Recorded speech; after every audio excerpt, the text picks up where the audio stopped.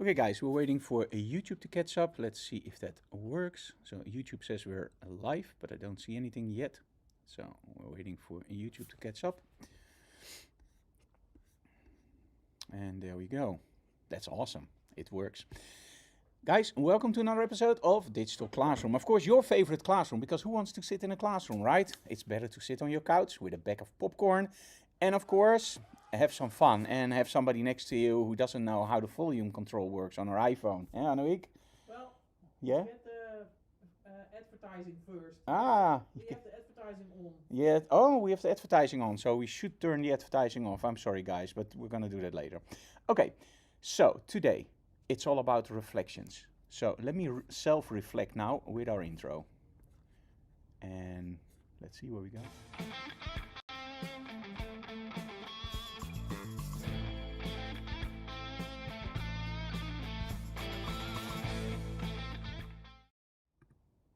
Isn't it awesome? Now, of course, Digital Classroom is made possible by several parties, and over the years, they stayed pretty much the same. It's BenQ, of course, for great monitors.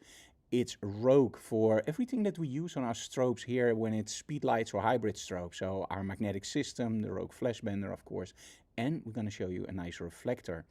Of course, we still have IQ Wire, Platypod, Click backdrops, and of course Gicoto, which are also our brands. And that's something I always make a disclaimer at the start. We are the Dutch distributor for Gicoto, IQ Wire, Rogue, Click backdrops, and of course Platypod.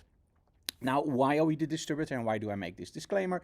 Very simple. You might think that I promote stuff because we sell it. It's actually the other way around. We sell stuff because I love using it. Now, a short story. Gicoto, we always loved working with our bigger strobes like our Allengroms and our Hensels, and there's nothing wrong with them, of course, but somehow when you switch over to the hybrid strobes on location, it's just much easier. And at one point I just decided, you know what, let's try to keep those smaller strobes in our studio and see what happens. And I found out that with the smaller strobe systems that run on batteries, you're actually a little bit more creative. You can place them in locations where you normally can't place them. Now in our studio, we have a lot of outlets, so in other words, we can place our strobes almost everywhere. But think about working on location. Having a battery inside your strobe has huge advantages, but you guys know that, of course. The other thing that I'm very I'm happy with is IQ Wire. Now, during the digital classrooms, we want to make sure that you guys see everything. So that means that during digital classroom, of course, we have several cameras set up in our studio. One that's now on me, and we have several cameras on the set. But you can't see the images when I'm just shooting on the card. And that's why we connect it to a Lightroom. Or when you shoot to an iPad, Cascable. I highly recommend, if you have an iPad, check out Cascable. It's an absolutely awesome app. But today I am using a laptop, so that means that today I'm using Lightroom for the very simple reason. I also want to show you guys how you can retouch some of those images. Now, of course, we have the chat open, so if you have any questions, feel free to leave them in the chat. If you watch this as a recording, make sure that you ask questions at the recording stage, because I will always answer those questions. Today, we have a problem that a lot of people struggle with, reflections. And in all honesty, it isn't that hard. You have to realize that everything that you see through the viewfinder, the moment you press your shutter, there's a huge chance that that is actually what's on your camera for the very simple reason. You see it in your viewfinder, so when you press the shutter, why should it be gone, right? But still, a lot of people make mistakes. A lot of people have reflections in their sets where they go like, hey, I don't want that reflection in there. How is that possible to take it out? Well, the first thing I want to explain to you guys is a little trick that I always use, and that's humor. And humor is always great because when you make something into a joke, it's much easier to explain and also easier to remember. So my favorite joke for reflections is Dexter the serial killer. Now, we all know probably the TV series Dexter. And when Dexter came into a room, the first thing he did was draw lines. And in that whole room, he draw lines and he know exactly, okay, this is an axe, this is a knife, the body was carried here, I see blood spatters over there. So he knows exactly what's going on by those lines. Now, we as a photographer, of course, we shoot people, but we don't kill them, I hope. So when we draw lines, we don't need a lot of lines. We only need a few lines, and those are the lines from your softbox. or your modifier, depending on what you use. If you use a Fresnel or an open reflector or a softbox. Now, the first line that's very important is, of course, the heart of your modifier. This is the one that you aim most of the time straight on your model, unless, of course, you're feathering. When you're feathering, you use the sides of the light, you slightly aim the light source away from your model to get that beautiful soft quality of light. But normally, in most cases, the center of your modifier will be aimed at your model. That's line number 1. The other lines that are very, very important is on the end of the rods. And this is how you see how a softbox is designed. Maybe, Annewiek, can you give me a small softbox for a moment? Just the quickie, or, yeah, okay, that one is also okay. So, let me just take very quickly one of our strip lights, the biggest one, as an example. Thank you, Annewiek. And what happens is that, of course, you have to make sure that you have the heart of the softbox, but also the sides, and make sure that you see how the rods are designed. Because this gives you exactly the line of light. The light will not do this. The light will literally just follow the lines of your softbox. So that's one of the things that you have to realize. Now, why is that important? The light will hit your model in several stages. The first, of course, is the center. That's really bright and harsh quality of light. And then the more you go to the sides, the softer the quality of light will be, but also the lower the output. We have something called the inverse square law. Light falls off over the distance. So that means that if I place my light under a straight angle towards my model, the bottom part of my model will not be lit because that bottom part is far away from my model. If I place my light slightly like this, I'm much closer to the body of the model, closer to the face. So if you want less light on the bottom part of your model, just aim your strobe like this. If you want more light on the bottom part, aim your strobe like this. Just be careful that you don't do it like this because that's Halloween lighting. And we don't like that, except on Halloween or if we do special effects. So, angle of incidence is angle of reflection. What does that mean? Now that we know how our light source is designed and how it actually emits our light, we have to make sure that it doesn't reflect. And today, do I have a surprise for you? We have a wall that's almost impossible to photograph. A totally reflective mirror wall. How about that? Now, don't trust anything that you read on Facebook or, on Amazon, because they told me you could comb your hair in it. Maybe if you have like glasses that are minus 100 and plus 100 or whatever, and you take them off, maybe that looks how you normally look into a mirror. And it's actually the cool thing, because when you have a real mirrored image, it doesn't give you anything creative. So at first I was a little bit disappointed with our wall, but then when we took the first pictures, I was going like, this is actually better than a real reflector. Okay, but we're going to start out simple. We all love getting stuff cheap, right? So I went online and I went to our friends at AliExpress or Temu or whatever. And you can also go to, in the Netherlands, for example, Action, or maybe your local supermarket. If you're in the States, Walmart, for example.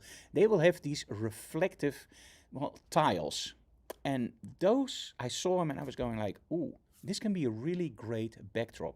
I ordered a few to test out, so I can't do more than a portrait, but I want to show you some really creative stuff that you can do with reflective material. And after that, that's when we go to the mirror wall. And the mirror wall is going to blow your mind. That one is literally awesome. So we're going to set up. I'm going to quickly switch over the cameras for the live shoot. And then Annewiek is going to take over from me, because now you can see Lightroom. Do you see it? Isn't it awesome? The black image. It's a little bit depressing, but yeah, it's black. So let's make sure that we get some images in that are colorful and that are a little bit more revealing than this one. And I will explain later why I shot that one. Are you ready, Annewiek? Yeah, but first I'm gonna make you big. You're gonna make me big? Bigger than? I'm already big. Okay, so first things first. Let's make sure that we get this into the frame. Now today we don't have an intern, so Annewiek has to do everything by herself, and that's why I switched over that camera to make sure that I can see myself a little bit. So it means that we are running now with a little bit less follow cameras, but just more steady cam. So maybe you like that even more. Let us know in the comments below. Now, this is our reflective backdrop. Now you can of course mount it on a background system, but in this case we're just using one of our boom stands because it's not that heavy. Now, when you look at something like this, what is the first thing that comes into your mind? Probably, oh my, it's really shiny. That was the first thing that I saw, but also that all these squares are a little bit off-centered. Just make sure that they're all nicely fitted. So I'm going to go through them very quickly, make sure that there are no holes, because that's important for the second setup I'm going to do with this. So, let me see. That looks pretty nice. Okay, let's make sure that it's actually straight on, but that's okay. Now, the first thing I want to do is determine what kind of light I'm going to use on this. And let me start out by just real simple light. A small quickie, our smallest softbox. So, I'm going to ask my model Lisa to join me on the set. Dat is de Are you quickie. nervous, Lisa? No. No? You're nervous? I am always nervous. Frank, is that really the quickie? Yeah, this is the S26, sorry. I'm not using the quickie. You I'm need the using quickie? S26. No, we don't need the quickie. It's going to be quick enough. Now, I'm going to lower this slightly because we set it up for Annewiek and me.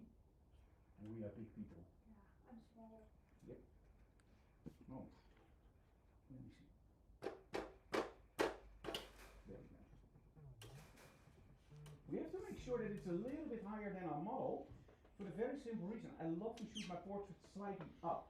So that means when you're shooting slightly up, you have to make sure that your backdrop, of course, doesn't run out of backdrop. So when I lower it all the way to fit her head, and I'm shooting up, I can't see my backdrop.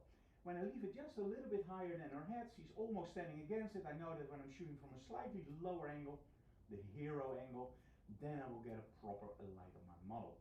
So in this case, S26. As explained before, a look at the rods and you can see how the light is spread out. For this setup, not that interesting. We're just going to aim it straight at our model. I'm going to go slightly higher. Now, let's say that our model is wearing glasses. Then it's really important, oh, that sounds nice, to go a little bit higher. For the simple reason, we have something called angle of incidence is angle of reflection. So when we go a little bit higher, we make sure that the light doesn't hit the glasses and gives you that nasty reflection. So, Annewiek, am I in the image okay, or do I have to change cameras? Somebody says the sound of Frank's voice is not very clear, but that was maybe when you... Oh yeah, it should be clearer now. Yeah, he doesn't respond Is it yet, okay so now? I don't know. Okay, let me see that I'm not picking up from any other camera, but I'm really picking up from my cam. No, So it one, goes... two.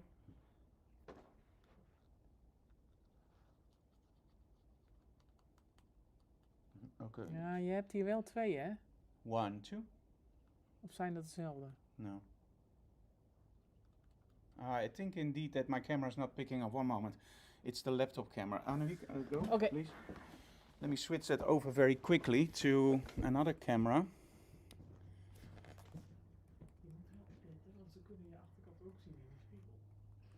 Okay, let me see. Yeah, it probably picks up the camera. Yeah, it's better now because I'm sitting next to my laptop. So let me very quickly, and I don't think I can do that very fast now. Audio input. Let me see, add existing mic. Yeah, now, let me see. Okay, we have a problem with that. It's picking up my laptop camera, Annewiek, so I don't know how to fix that quickly. Should I No, it's glue something over it? Stukje tape erover? No, it's okay. The audio will be a little bit softer then, and I can't fix that at the moment. Sorry. Okay. The thing is, we are live, and live I can't change the audio over, but it's picking up the microphone from the laptop instead of my audio. So I will talk a little bit louder, so you can hear it better. So if Annewiek can you put on your headphones, Annewiek, and listen on YouTube if it's okay? Yeah. Otherwise we have to quit and go over. Okay, first of all, meter the light. So we're going to meter the light on our model. We're going to turn on our remote control. There we go. Meter the light. And we have a meter reading of 5.6. So that means that ISO 200 5.6 is the setting for my camera. So that means that I don't have to think about it, just set it, shoot it, and I'm done. So let's try for the first shot. So we're gonna go to the camera. I'm gonna set it up for 5.6. I'm just gonna take the shot and see what happens. Let's turn this on. Let's go for 1.8. There we go. Okay, first shot, very simple, low angle. And there we go. And now as you can see, there's a lot of reflections on the back. It doesn't really look nice because, as you can see in the frame, I'm shooting on f10. Let me first change the cameras. Annewiek, can you change that camera, please? Because it doesn't look right on for the people. Hij pakt alleen het geluid van de laptop op. Yes, I know. So we have to figure that out later, Annewiek, not now. So that's why I metered. So my camera was still set on f10. So make sure that when you shoot something and your light meter says 5.6, set your camera for 5.6. So there we go. I'm going to shoot from a slightly lower angle. And there we go. So now we have a properly exposed image. But as you can see, we have a lot of reflections here. So let's first make sure that our model looks at me. There we go. I focus on the eyes. And as you can see here, we have a nice composition or not. That's the first thing. Remember when I told you guys that I raise it not by accident but by design, because I want to make sure that I can see my model correctly in the composition. So now you can see why. I'm going to shoot from a lower angle, going to make the composition, and now she actually fits on the frame with a lower angle. But I can still choose for a slightly higher angle and just barely fit her on the frame. But when I look at an image like this, it doesn't really drive me. It doesn't give me that feeling of, wow, I like this. So, what can we do? We can actually place lights behind our backdrop. So, let's take some strokes. In this case, a blue and a red one. I love blue and red. I'm going to place this behind our model. So I'm going to turn this one on. This one is channel C. Go up and aim this down. There we go. We also have channel B, of course, for blue. Why not?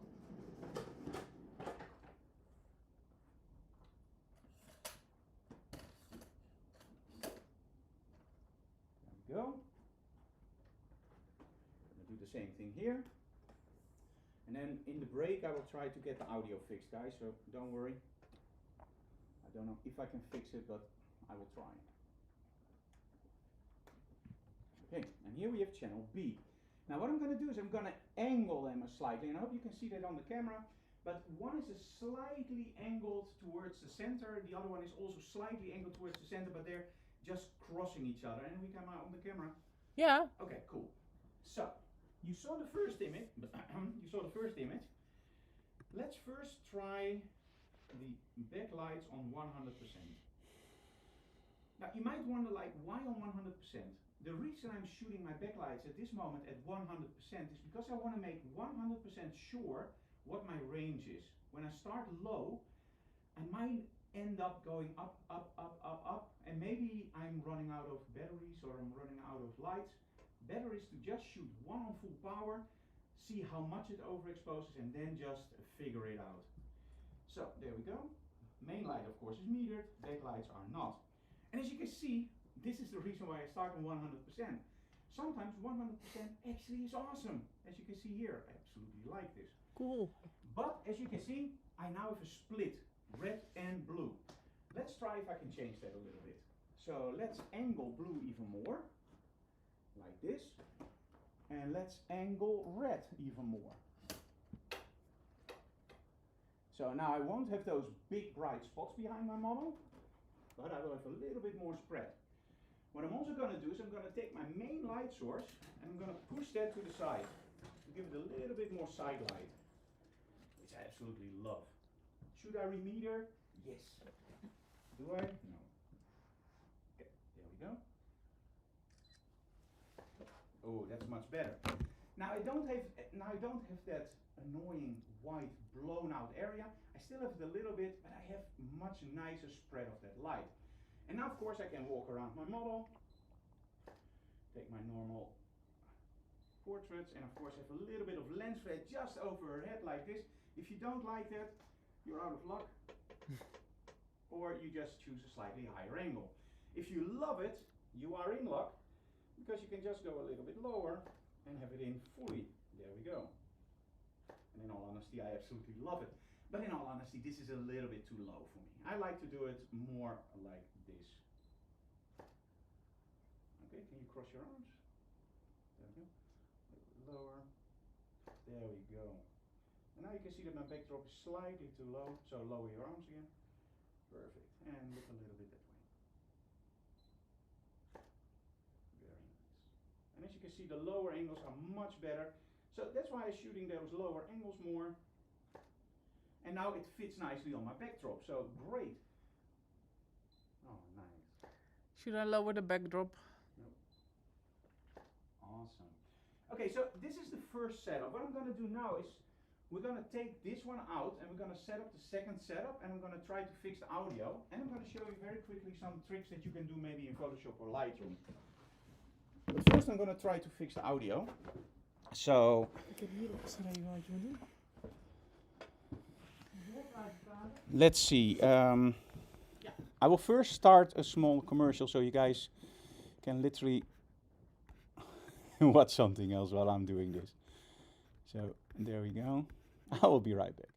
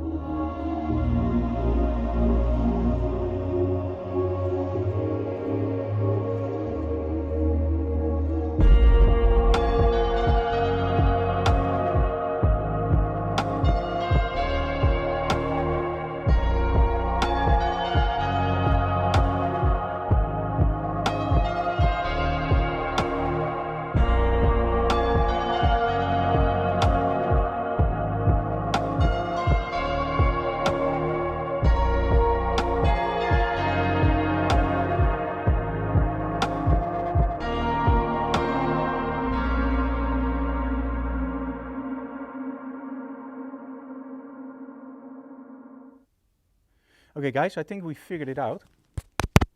Yeah, there we go. That sounds much better, right? Let's see, we also have this on our other camera voices. So let's go for... Sorry, I have to do this very quickly. Yeah, there we go. Okay, I think this sounds much better, right guys? Okay, so first setup was actually pretty simple, but let's go for some retouching anyway. So what I will do now is I will switch over to a Lightroom, and if I'm correct, you can still... Yep, you can still hear me with that. I'm so sorry for that. Okay, first thing I always do is select my images. Which one do I like best? Well, in this case, it's not that hard, of course, because I don't like the first one.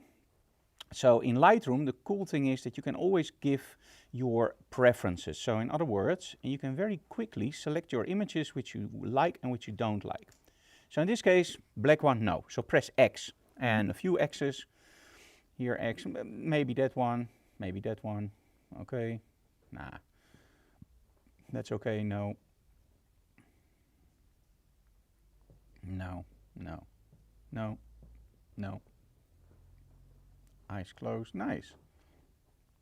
So now that you selected your images and you go like, okay, this doesn't look nice, you simply go for for photo and delete rejected photos. Delete from disk. There we go. So now we have a few left. What I now normally do is I will go through these images really fast, and the one that I like will actually jump out. Like for example this one, I will give it 5 stars. But I also like this one. I love the lens flares on the side. So let's say that you want to do something simple with an image like this. Just go to your develop module in Lightroom, and you can always play with your color balance. And this is the cool part about shooting with red and blue. Red and blue are on the same axis. You might not see it in your temp and your tint, but in essence, when you look at the color triangle, red and blue are on the same axis. So that means that when I use my temperature, I can literally just dial in the amount of blue and red that I have in my shot. In this case, I like this. I don't touch the tint in this case. Okay, so because I shot with a light meter, I don't have to, of course, use my exposure, but I can still use, of course, my contrast. Now, there's one thing that I sometimes will do with images if I want to open up the shadows. I will actually just lower the highlights. As you can see here, we're actually making that lens flare a little bit smaller, and actually open up the shadows. In this case, we don't want that, but this is a trick that you could do.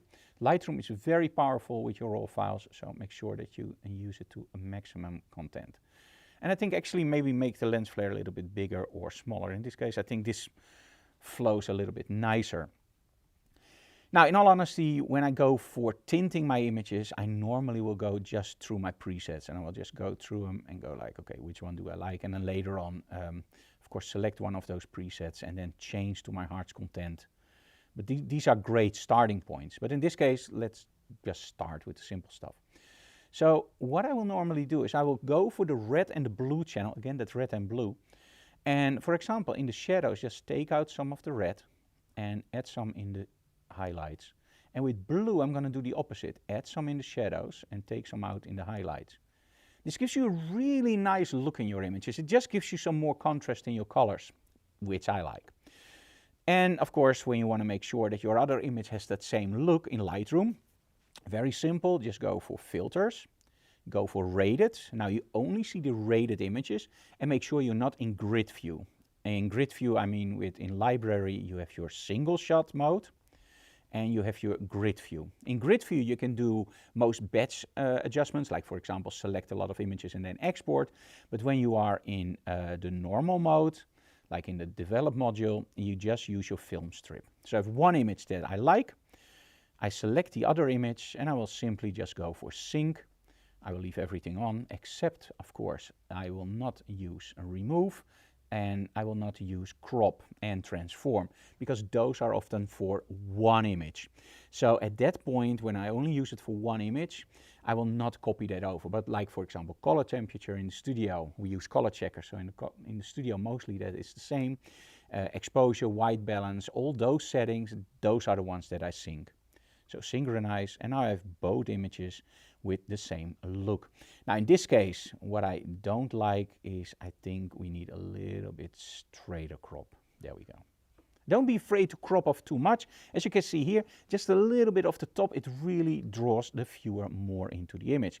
Now, if you like lens flares and you go like, oh, I really like that lens flare, but I like it bigger, or if you like this lens flare and you want it bigger, there's a great software package out there. Let's go into Photoshop for fun, and let's show you. And, oh, let me go here, view fit on screen. Okay, one of the filters that I love for that is Boris FX. And I have to be honest, I can't do too much with Boris FX because somehow OBS and Boris FX doesn't like each other. But one of the things that you can do, and I would highly recommend not doing it if you don't nail it on the set. What do I mean with that? I already have a lens flare here. So what I will now do is I will go into my lens flares and I will literally just place an extra one. So let me see, lens flares. And I'll just place it over the original one. Make it just as big as the original one, maybe even a little bit smaller. And now I can change that lens flare. So I can change the look. So sometimes you have a lens flare that looks nice, but it's a little bit hard around the edges. So with Boris FX, I can literally just change it. Of course, you can also go all out and just go like, okay, I want it something like this. And for example, and I always have trouble finding that extra adjustment. I love this software, but the extra adjustment is sometimes a little bit hard to find. So there we go. Or something like this. But in most cases, I will just leave it as it is. Although I do like this a lot with that extra stuff underneath. And with Boris FX, you have so many options. Yeah, I really like that. So let's keep that in. Now I did make it a little bit oval, so let's make it round again and just a little bit smaller. There we go. And now you can see before and after. It just makes that lens flare a little bit nicer, a little bit more blooming, which I absolutely love. Okay, so now that we've done this, and as long as we're in Boris FX, let's add another layer and let's go for our film looks. Now film look is, I think, one of the very, very strong things from Boris FX. You can go into film stocks, and film stocks is more emulations of the original film. So Fuji, Riella, Portra, black and white, whatever. And you also have an option that's actually looks, and looks is more like movies. So for example, you can Halo. You for example have things like Emily, I believe, on the top, and you have stuff like Matrix kinds of stuff and Stranger Things. It's really nice. Sometimes they use names that aren't directly connected to, but when you see it, it's like when you have software for guitar playing, you know, and they don't have the original licenses, and you see a British amp with gold and very nice letters, you know it's a Marshall, right? But they don't call it a Marshall. And with some of these, you can see from which movie it is, but they just gave it a slightly other name. And with other ones, they use the original names, because don't misunderstand Boris FX. It's actually the same company that delivers the software for Hollywood. So a lot of the stuff that you see in Stranger Things, all the particles, etc., is actually from the big version from Boris FX.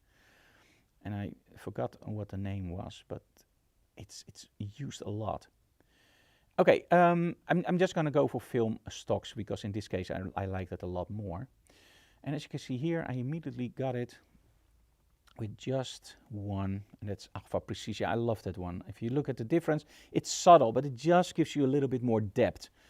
And that's what I love about film. It's sometimes you look at it and you go like, I don't really see a difference, and then you take it out and oh, okay, I see the difference. So yeah, I love this. So let's do apply. Okay, it always takes a little while, and we're still live, so that's a good experience. Okay, awesome. Now, a lot of people ask me, what do you do about the skin? Now, in previous years, what I've done a lot is use a filter called Image-Nomic Portraiture. And don't get me wrong, Image-Nomic Portraiture is great. It's an awesome package, and it works like a charm. The only problem is it's pretty expensive. But if you use it daily, I highly recommend getting it, because as I said, it's amazing. However, if you are not a daily model photographer and you don't do skin work daily, and you just go like, I want something that works for everything, but I don't want to spend a huge amount of money, this is awesome. This filter is called Skylum Software Luminar Neo. And the moment they released it, I wasn't 100% over the moon with it. But the more I started using it and the more updates there came, and that was the big thing, the updates, it became one of my major plugins for looks, for skin retouching, and for a whole lot more. And with me, it's like I do everything in Lightroom, except when I have to go into Photoshop. So for example, if I need to retouch the skin or take something out in the set that I couldn't do on location, Lightroom is great for that, but in Photoshop it just works a little bit faster. And I find myself that as soon as I'm in Photoshop, I jump into Luminar Neo immediately for the looks and for the feel of the shot.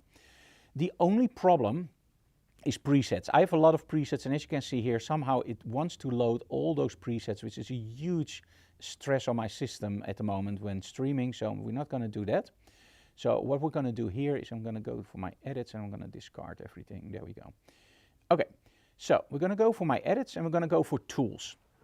Now the first thing that you will see is actually all these edits are still here. So let's just delete those.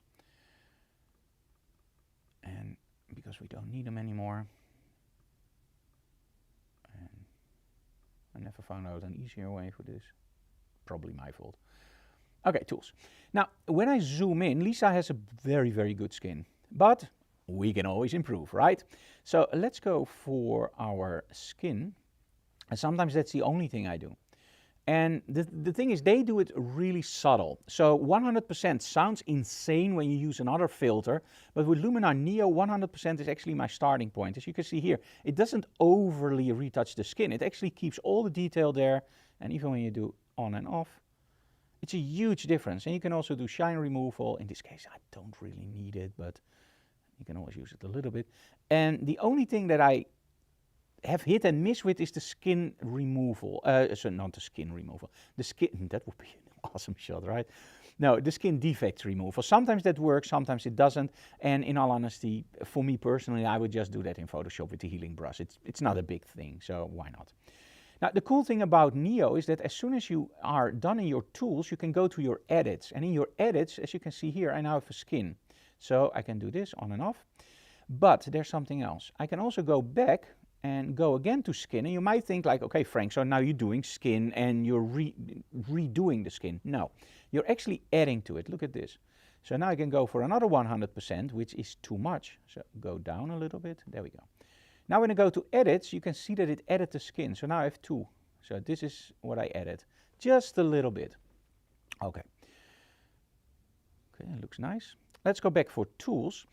And one of the things that sometimes is needed, in most cases, I just think you should just remeter correctly because, well, you have a light meter, so why not use it? But if you messed up and you don't want to go into layers and change stuff, just go under here and go for face. And what you now can easily do is just add a little bit of face light. And somehow it detects the face almost always perfect. I won't do anything with slim face, I think, you know.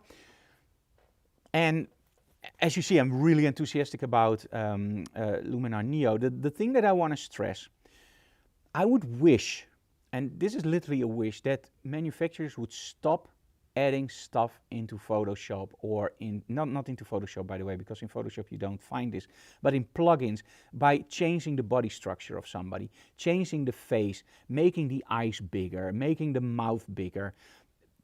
We don't want to change our models. We want to make sure that we hire the right model for the right job. And if you want to change something, skin, okay, but why make the face all smaller? I just don't get it. Look at this. When you slim the face, it just doesn't look like my model anymore. Oh, sorry, it doesn't do it, but oh, there we go. I was a little bit too fast with my conclusion. Okay, it's probably because I'm streaming at the moment that you don't see it. But let's slim the face. You see, it doesn't look like my model anymore. It's okay, but then hire a model that has a slightly less round face. That's my opinion. What I do like about it is actually the eyes adjustments. Now, this is something that you can't always help. Sometimes the eyes are a little bit too dark because somebody has really dark eyes. And this is where I really like to add a little bit of help. So, for example, this is without, just add a little bit of iris flare. As you can see, not too much, just a little bit, as you can see here. Now, eye whitening, okay, we can live with that, that's okay. Eye enhancer, add a little bit of sharpness and clarity, that's okay too. Red eye removal, no problems with. Dark, also okay. And the improve eyebrows, okay, if you need it, okay. But then as soon as we go to the mouth, you go for lip saturation, that's okay for me. Lip redness, lips darkening, look, that looks really nice. Make the lips a little bit darker. Teeth whitening, okay, we don't have any teeth. Oh, of course, she has teeth, but not visible in the shot. So, in essence, yes, but as soon as we start doing this, change the iris for blue. No, don't do this. Or gray, it's not real. Come on, guys. So, that's one thing that I would like to see a little bit less attention to in software, and I hope you agree with me. It has to stay real, right? We have so much AI going around. Let's keep our models real. Let's press apply.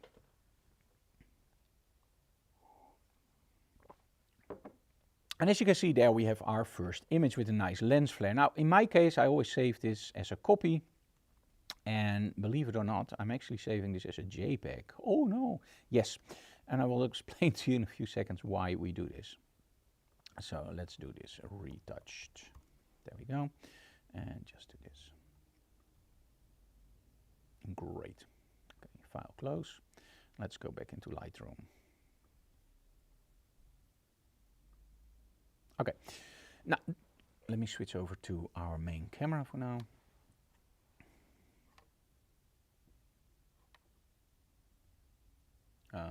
Okay.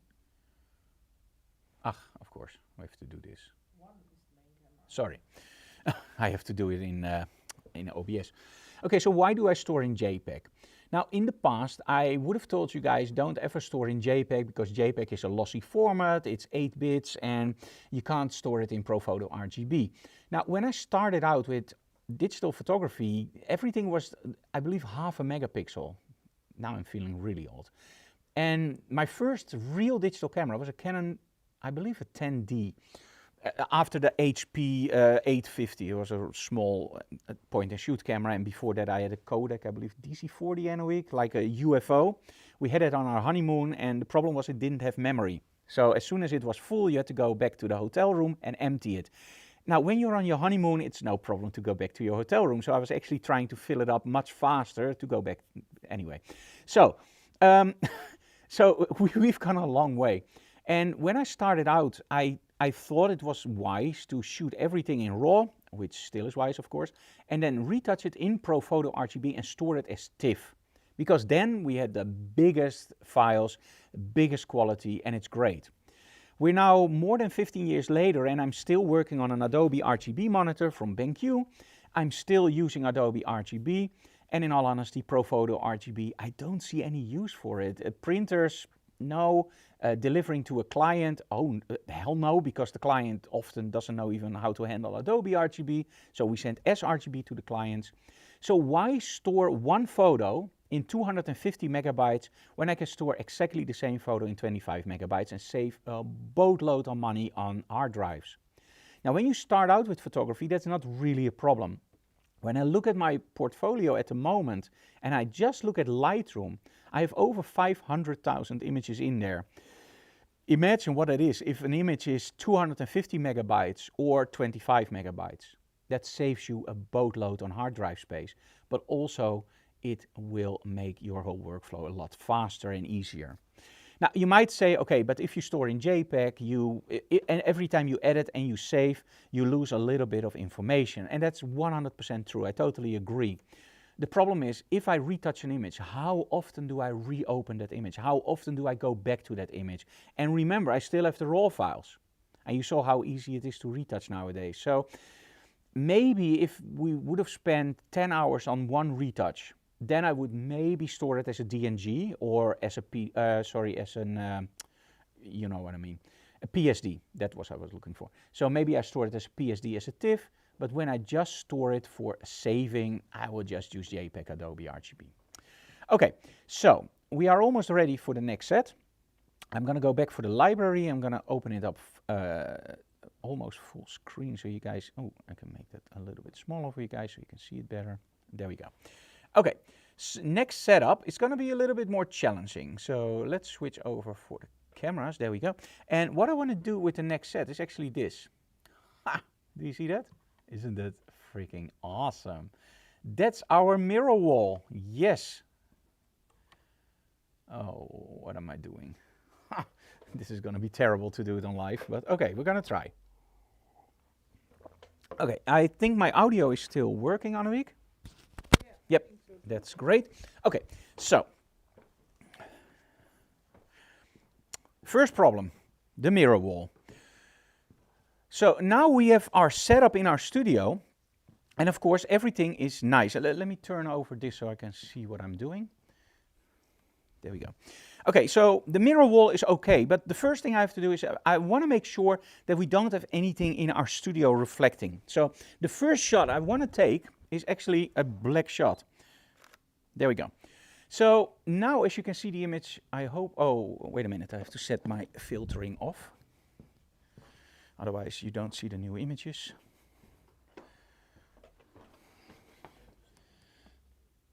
So let's rate it to nothing, no filters. There we have our first shot. And as you can see, it's totally okay, it's doable. And that means that we don't have any reflections in our studio at the moment. We do have a little bit of probably that's the light from our video light, and we have some lights on the top, but that's on the top, so I'm shooting a little bit down. I will be okay. The second thing we have to do is, of course, take in our light source. Well, okay, let's do that. Let's take a strip light. Let's place it here. Let's turn it on because then it works better. And let's just meter the light just for fun. Oops, don't walk here.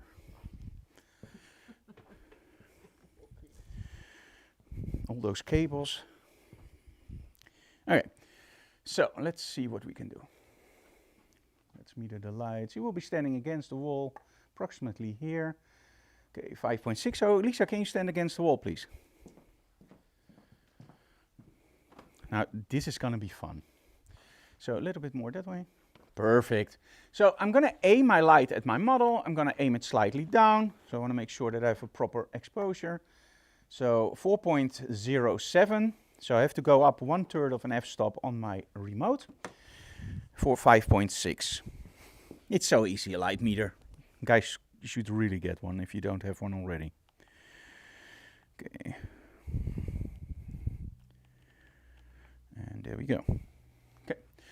Now, the first thing we're going to do is we're going to fail miserably. Just watch this. Oh, don't you just... Yeah, that's the problem. Highly reflective walls. So that means, yep, there we go. That's a problem. It's black, but it's not good. Okay, but we can solve this. The first thing we're going to do is we're going to cut it out the easy way. But just moving ourselves towards the side, aiming our light down, and there we go. Now we only have it in the corner. Now in the corner it's easy to clone out, but we still see our studio lights. Do you see that? So let's make sure that we turn off our studio lights. So let's run for the remote control.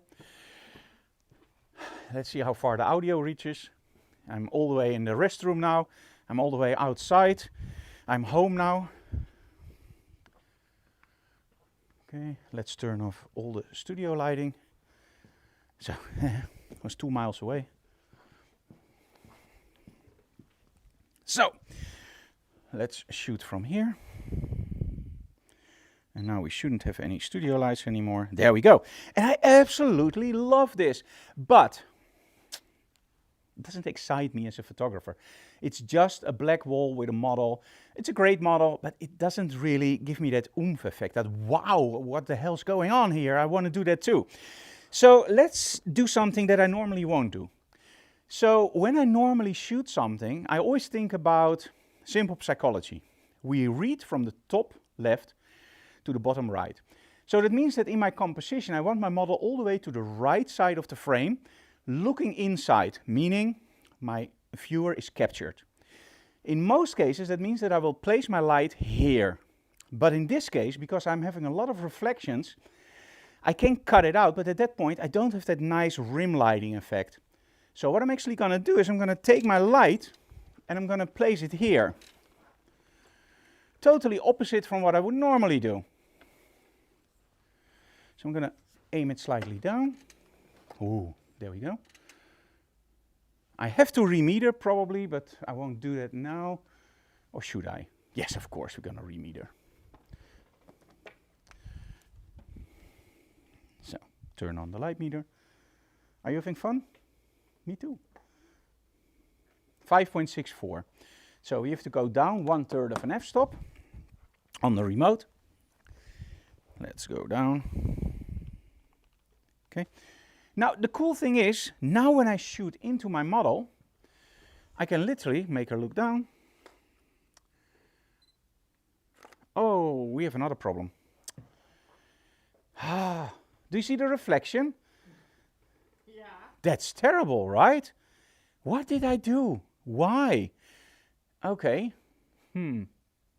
Okay, so Angle of incidence is angle of reflection. That's actually pretty easy. So what I can do is very simply, and that's why I love strip lights, is place the strip light slightly higher, aim it down more, so you get a top-down lighting effect. And now I can also use it more creatively. Because now I can use it as my main light from here. And because it's slightly higher up, I won't have the reflection anymore. So now I can use it as a strip light from the side, but I have a slightly darker model. Now that light is actually our studio light, and I can't turn that one off because then you don't see the video anymore. So let's do it from here. And we get something like this. Can you look that way? Perfect. The only problem is, as you can see here, my composition is now totally messed up. It's the other way around. And this is what a lot of people will experience when they start working with reflections.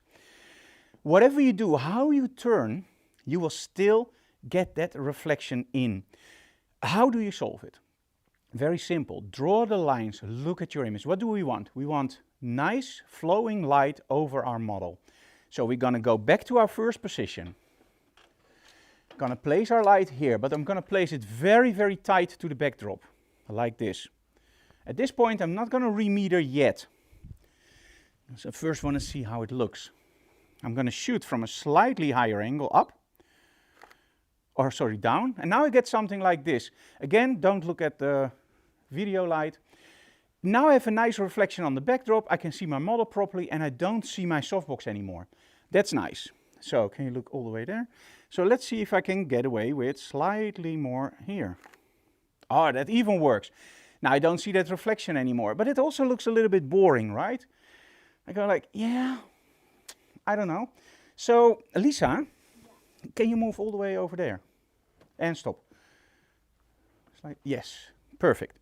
So let's make it a little bit more interesting. Let's place our light here. And in this case, I'm going to angle it again because now I want it to be in the frame. Because I want to experiment a little bit with reflections and with something cool. So now when I shoot from here, I can actually create something like this, where my model is in between my softboxes.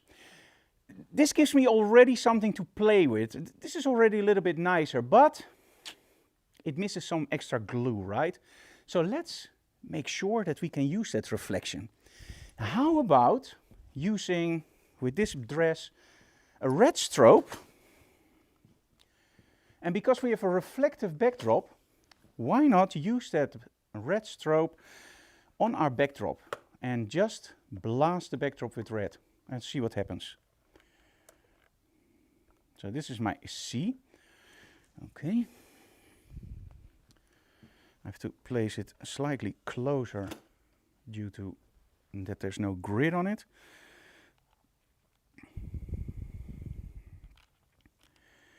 That's a silent hint, Annewiek. Oh, you need a grid?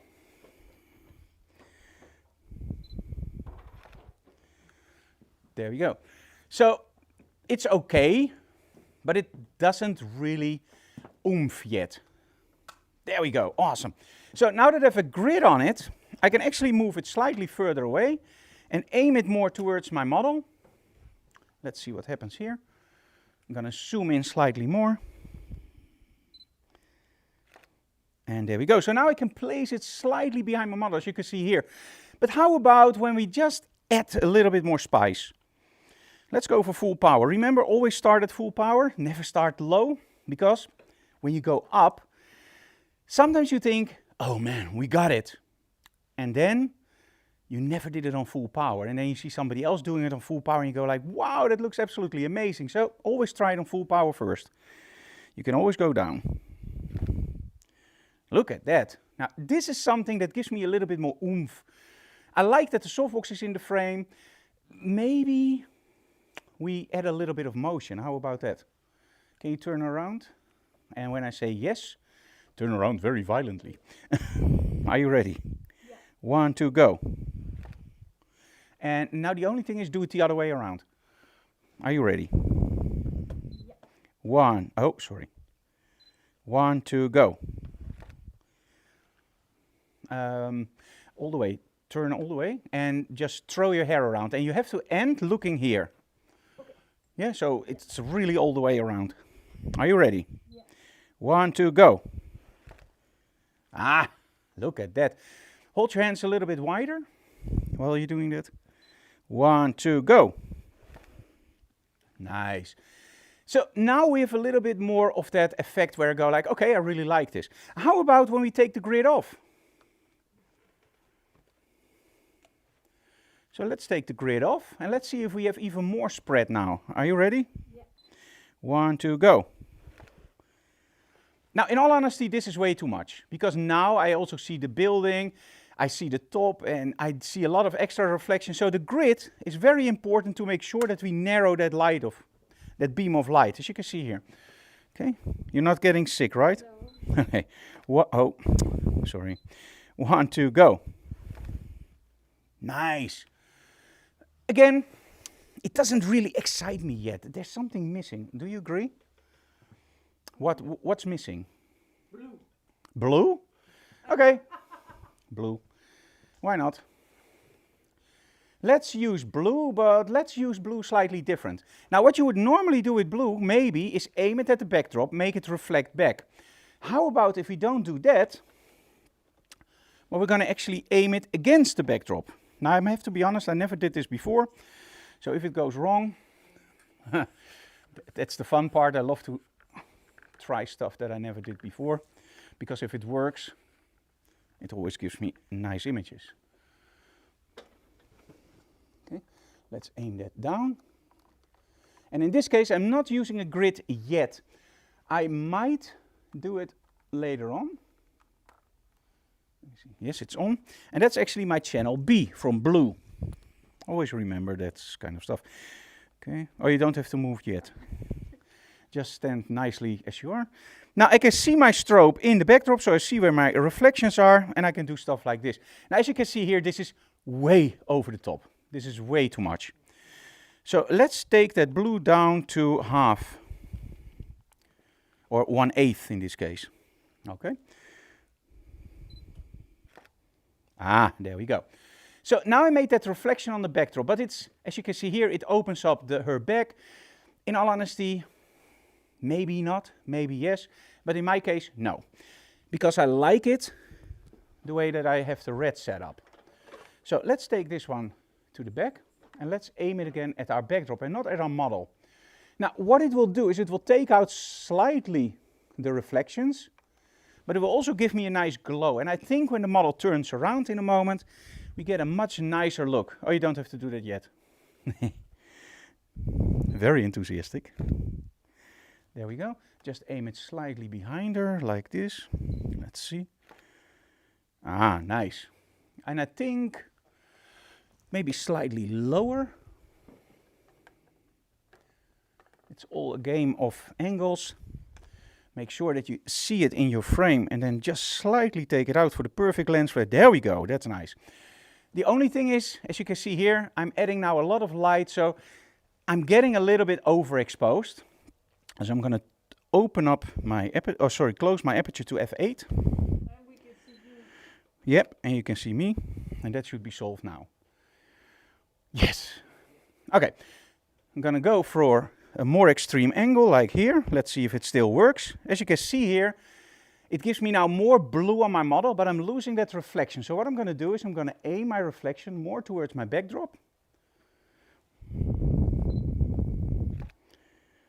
For more blue, or I can move it back for that reflection effect. As you can see here. So now I have less. So let's do something in the middle where we can still see it.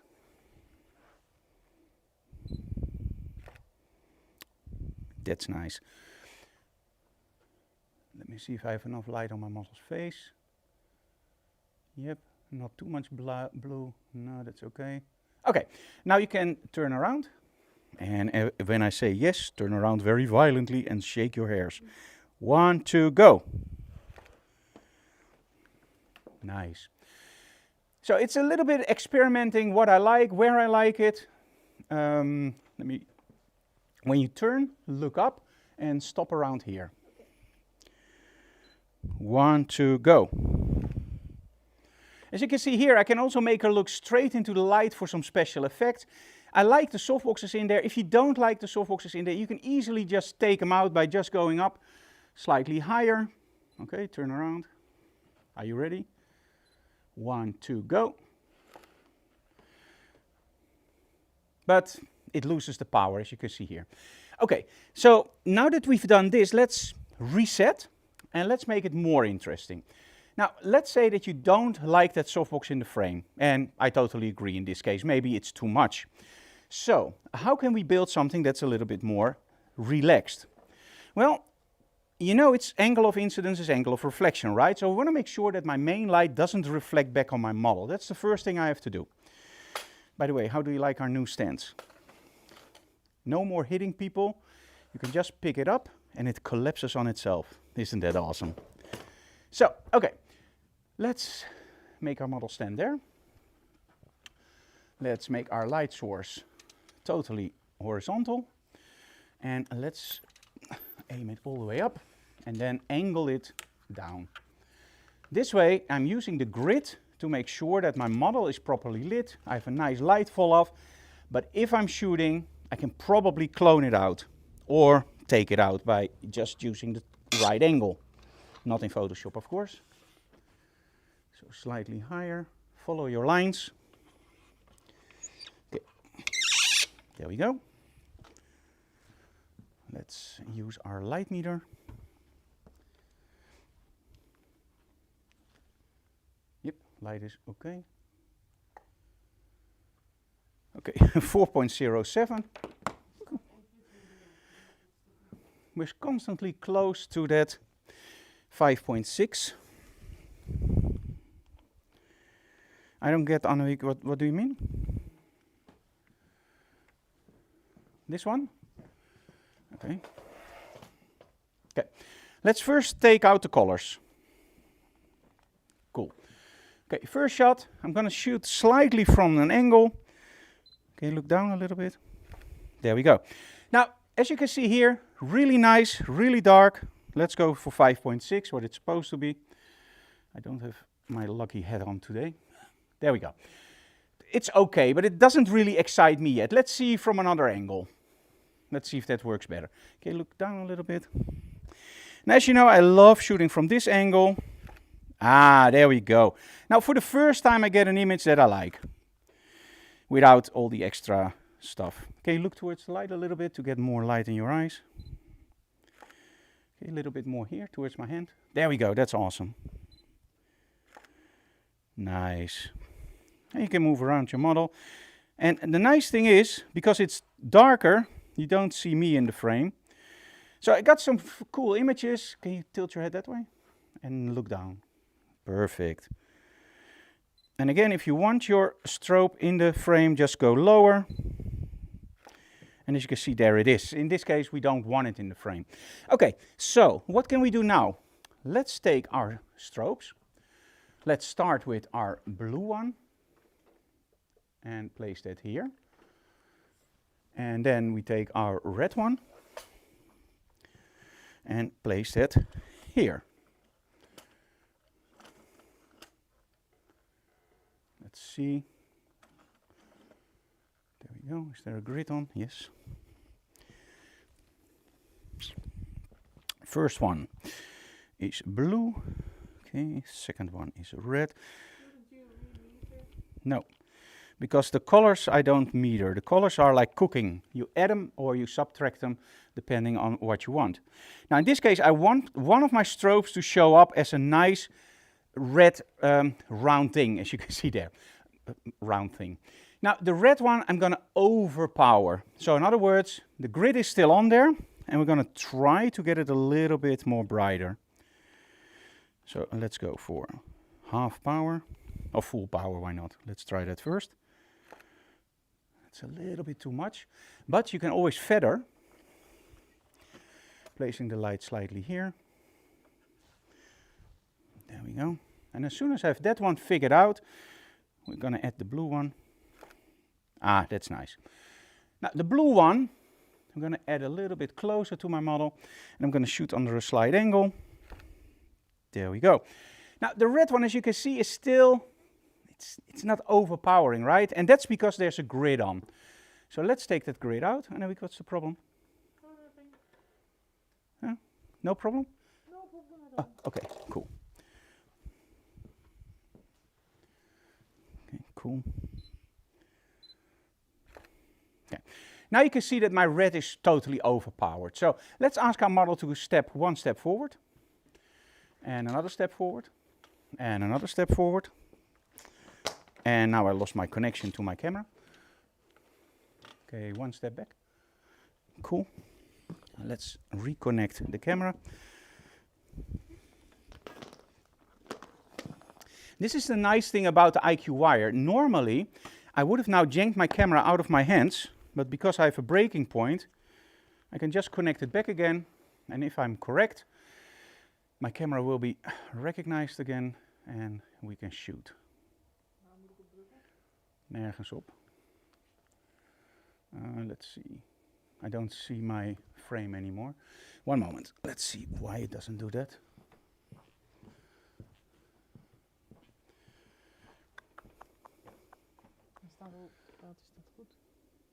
Oh, there it is.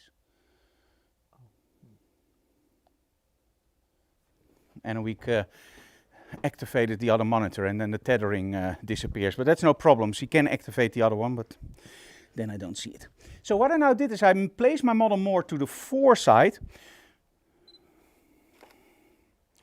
And now I can much better work on my backdrop. And now you see the problem with these kinds of backdrops. Now you can see the studio, right? Yeah. We don't want that. So how do we solve that? This is something you can't solve. The only thing you can do is make sure that you shoot under the right angles and indeed cut out stuff. Like for example this. Now you can see that it's dark, but as soon as I add the colors, let me see why it doesn't.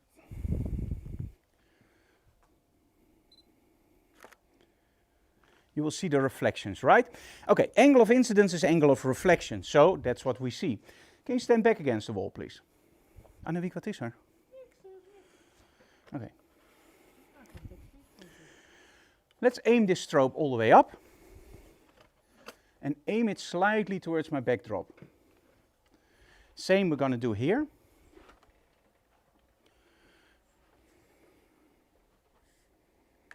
Only with the blue, I don't want to hit my model too much. So we're just going to aim that from the side. Going to aim my strobe back.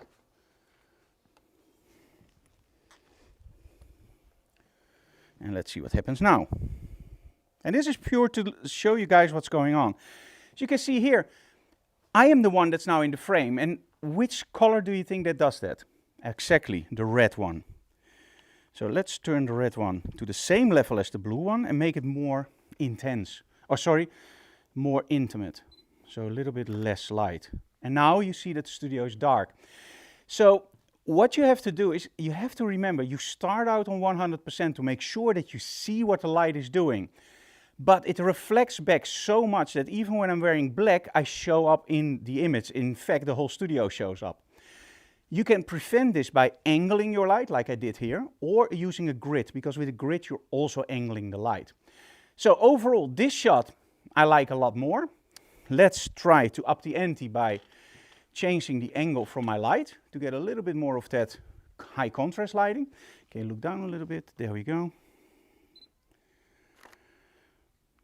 The blue for me is a little bit too intense on my model. So I want to make sure that that disappears, but I still want that lens flaring. So I'm going to try to put that on the side. There we go. Nice. And now for the first time we have a balance in both my colors and I don't see anything on the backdrop. Now you can adjust to your heart's content if you go like, okay, I like it, but it's a little bit too much. Go for example, again, F8. And now you're underexposing. But because the colors are so bright, you might get away with it. In my honest opinion, no. So I would literally go back to 5.6. And I would try to get a little bit more intense from my colors itself. So if I go like, okay, the arm is a little bit too much on the blue, you can always take the blue, and that's because we have boom stands, and just bounce it from the top. So I'm going to add it to the red.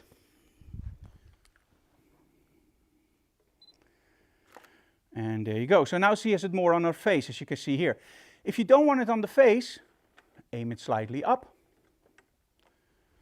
And you can make it fall down, as you can see here. So you have total control where you stand, how you angle, where you have your shots. Are these perfect shots? No, of course not. It's a live stream. But it's something to think about. Tilt your head. And look at what happens when I shoot from a totally other angle. You might think the same thing. No, totally different. And that's because the angles. Shoot it under an extreme angle from here. What will happen? Of course, probably we'll see Annewiek. A little bit. But you get something like this. For me, I think this angle works best. Just cut off the softbox a little bit and do it like this. I think this gives me a nice image where I go like, okay, I can see the red reflecting. I can see a slight attitude of the blue. The only problem is the blue is a little bit too much on the model. So, Lisa, one step forward. And then, what I'm going to do with the blue, I'm going to literally aim that behind my model. So it's going to be pretty tight now to shoot. But what if I include everything? As you can see here. Now you can see how tight it is, right? So we have to shoot in between. So there we go. Close up on our model. The red just behind it, and there we go. So you have a nice lens flare. And you have to crop out a little bit. And of course, oh, there we go again. It's not my day.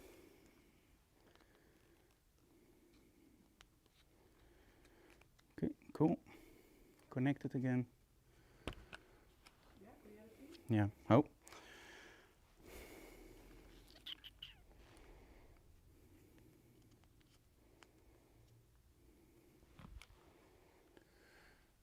Let me see. Yeah? Okay. I'm going to reset a little bit.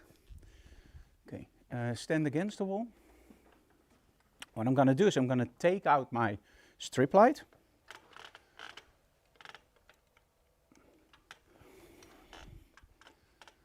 And I'm going to use my red here. And the blue one, I'm going to lose the gel and just use it as a light that reflects on our model. And let's see what happens. So we have the red bouncing there, and we have light coming from here. I want you to look that way. So I am shooting against my preference, but for now, I think that will be okay. First, everything on 1/8 of power, which is probably too dark, as you can see here. And let's change our blue one all the way down, because we just want a very slight light. There we go. Can you look that way? As you can see now we have our reflection in the back, so we can still bounce. But as you can see here, it's difficult. You have to move your model around. You have to make sure that she's in the right position. And this can sometimes be very hard on location. And that's why we use that extra light. Now, in this case, let's just move this one also here. And I'm now literally looking for the angles. I'm looking for problems. And I'm probably going to get them. So this one is straight on my model. Look down a little bit.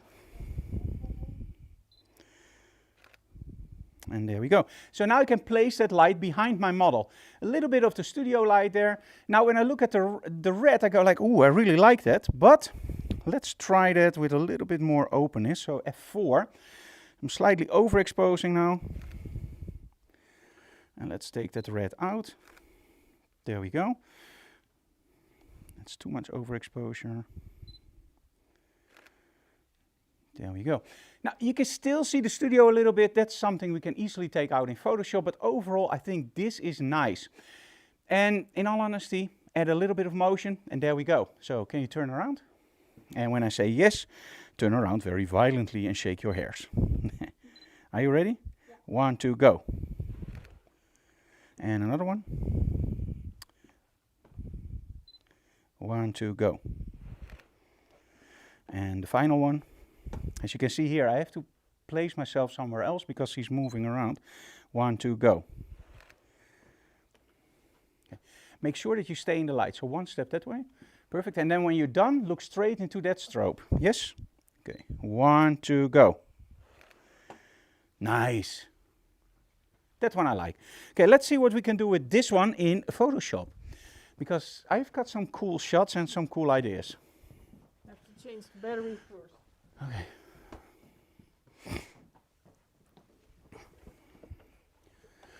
Let's switch over to my camera. There we go. And let's switch over to the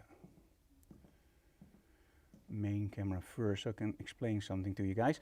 Okay, so one of the things that you have to remember is this is very hard to do. I got some images where I go like, okay, that's okay, but I got a lot of images which I don't like. The thing is, we have a lot of lights going on. We have our video lights, we have our studio lights, which I turned off, and it's a live stream. When you look for something like this, remember the reflections, remember the angles, because the angles can destroy your whole shot. As you saw with me, one mistake and it totally falls apart. Find the right angle and it all falls together. So let's take a look at some images. Annewiek, do you have to do something with the camera? No, it's okay. Okay. So 29%. Then please put it on power. I'm going to change the battery, so you will be gone for a second. Okay, Annewiek has to change the battery, so I will be gone for a second on the video, of course. And then I will be back. I'll be back. Keep talking. I keep talking, yes, I'm not totally gone. I'm still here. There we go. Turn on the camera. There we go. No. Yes. Okay, so I actually like this last shot. It's a little bit underexposed, so I'm gonna open it up. I'm gonna add some highlights a little bit. You want another softbox? And yeah, the quickie. The real quickie? Yeah. It looks really nice. Okay, let's first take this one to another screen, because it's constantly in my frame. Okay, let's go back. Okay. As you can see here, we started out with the softboxes. And the softboxes are okay. Those are pretty easy to do, because if you place them correctly, as you can see here, or you use them, let me say something like this, what you can do with something like that. Oh, let's go back.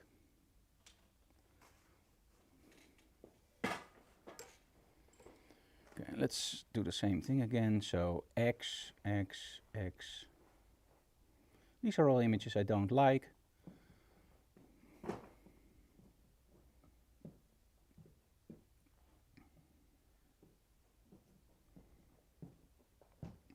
And these same is okay. It's too much. Okay, too much. Too much. This one is okay if you work on it a little bit. Overall, I'm not so happy with the shots, in all honesty. It's not too bad, of course, but if you mistake by X, you just use the U key from undo. As you can see here, eyes closed. Same here. Okay, reflection, nice. But still no images where I go like, wow. Here I can see myself. Here I stopped explaining the problems and we started adding a little bit more motion, a little bit more mood to the shots, as you can see here. As you can see, it's all about finding that right angle. And it's very tight, as you can see here. Okay. This one, of course, is too much. Let's just find these shots that I do like. And it's that one. Okay, let's go for filters. Let's go for rated. Okay, so we have two that I like. So we have this one. And let's add a lot more highlights to that one. There we go. Add some contrast. A little bit of shadow detail. You open up too much and you see too much. So let's close that down. There we go. Nice. Okay, I'm going to do the same thing here. I'm going to add some highlights. Now you can see the whole studio. So let's see how we can solve that later on in Photoshop. Some shadows down. Let's take down some highlights and then just add some exposure. Take down some highlights. There we go. Until we find the balance that I like. And as you can see here, with the reflections, it looks really bad sometimes. But then when you start editing and you start putting everything together, it will work out a lot better than you might think. Okay, let's crop this one and let's put it in the frame. And as you can see here, it already looks better when we crop it correctly. So let's go into Photoshop with this one. And the first thing, of course, I want to take out all the garbage, all the stuff that I don't want in my image. So what I'm going to do is I'm going to start here and I'm going to take this whole part out. And I'm going to do that with generative fill. Now, I'm not going to type in anything. I'm just going to let Photoshop figure it out for itself and just see what happens. So it's now doing my expand and fill. There we go. That already looks a lot better. And of course, we can still go through all the different options, but why should I? This is okay. And we're going to do the same thing on this side, of course. I'm going to make a selection here. And I'm going to take out this same thing, generate.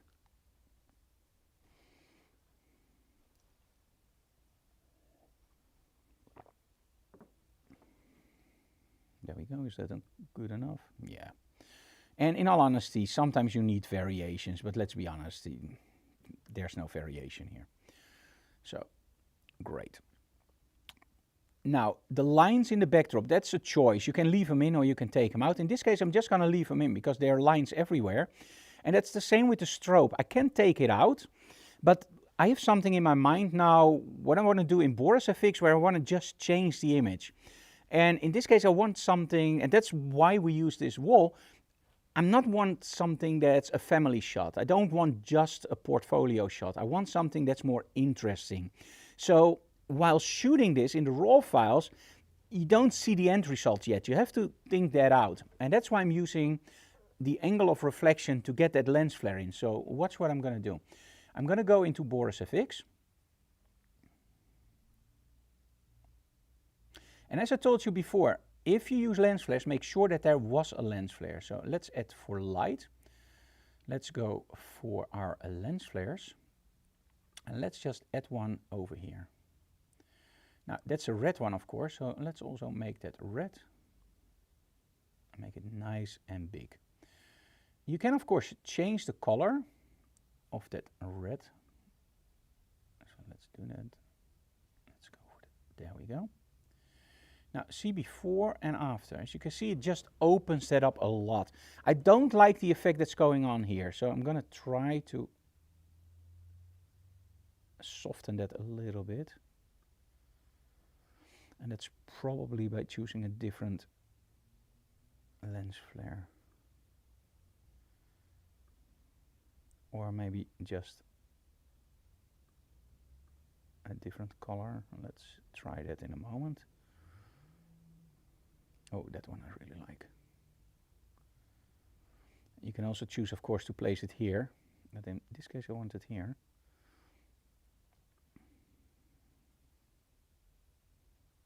There we go. Before and after. I think it's a little bit too much. So let's lower that. Nice. Okay. You can always change your angle of your light with Boris. It's so incredible what you can do. There we go. And now you can see I shot it slightly dark because I know I'm going to add some lights. And this is something I tell a lot during the workshops to the students. If you know what you're going to do, it's not bad to make mistakes during the photo shoot because you know what you're going to add. What I have a little bit of problems with is just shooting it and then figuring out later how I'm going to solve this. I think that will just give you images that look unnatural, or where you go like, hey, this doesn't really fit because something is sharp, something is unsharp, and it just doesn't work right. So in this case, I like that a lot more. So let's add another layer, and I'm going to go for my, you can go for glow to soften everything up a little bit. But glow for me in this case, it's a little bit too much. And so I'm going to lower the glow. There we go. Nice. Okay, go for a new layer. And let's go for film looks. Film lab. It's my favorite part, without any doubt, in this software is the film lab. There we go. Now, of course, this is not what I want yet, because we're going to go back into Photoshop.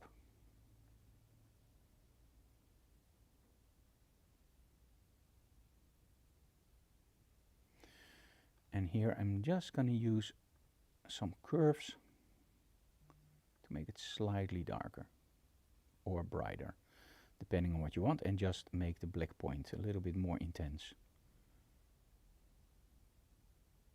There we go. Make sure that you change your curves before you press OK. And there you go, totally different image from where we started. And for me, this gives more motion to the shot. I really like this. This part, we could argue about. I think it's a little bit too harsh. Let me see if we can solve that pretty easily in Photoshop. I don't think we can do anything with it, but let's just see what we can do with creative or generative fill. And let's just leave it creative. Just don't type anything in. And let's just see what Photoshop does. A little bit softer. Yeah, I liked it a lot more. So as you can see here, it was already there, change it. Don't take it out because, well, the reflection, and it really nicely fills over her body. So I wouldn't take it out, but I would soften it down a lot, as you can see here. Yeah, I really like this one. Composition-wise, I think she's a little bit too much to the center. So what I'm doing is I'm going to just move her here. And I'm going to use generative expand to place her in the frame. Now, when I shoot a portrait, this is something I don't want to do. I want to make sure that with a portrait, I shoot it in camera and I shoot it right. When I shoot something like this with motion, the model moves around, the model is there, the model is here. You can hardly just figure out what's going on exactly, so just shoot a little bit wider, and then later in Photoshop or Lightroom or wherever you do your crop, you can always move that around a little bit. As you can see here, I like this composition a lot better. If you go like, no, there's too much space here, no problem, I agree. Let's do it then like this. And what you can do is then just move your model down. So you cut off a little bit on the bottom.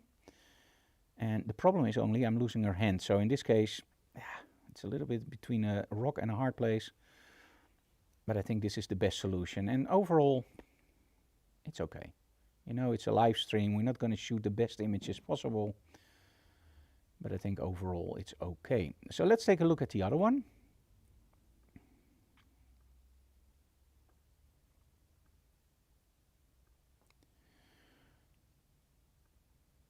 And let's go Lightroom, this one.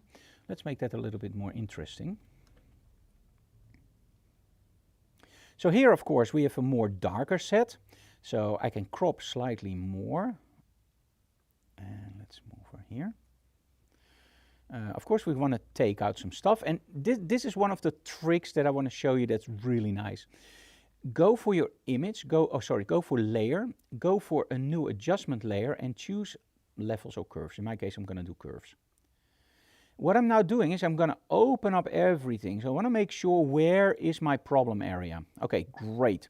Now I'm going to go for my backdrop, and what I'm going to do in my backdrop is I'm going to select everything that I don't want in there. There we go. And I'm going to use generative fill and generate. Now, the thing is, in the past, it happened to me sometimes that I thought I cloned out all my power cables. So no power cables, it was all great. And then somebody had a laptop where, oh, what did it do now? Why? Why? It doesn't make any sense.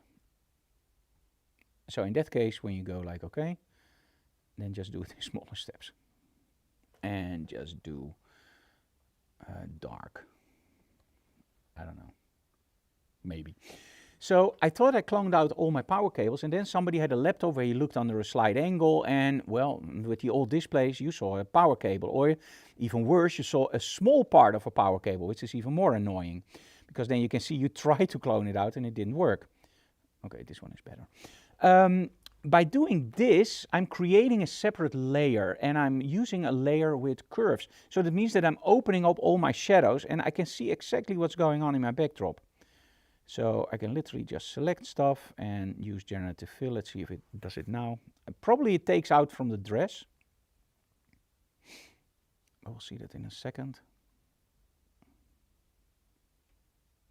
Yeah, this is much better. It's more a little bit blurry. Oh.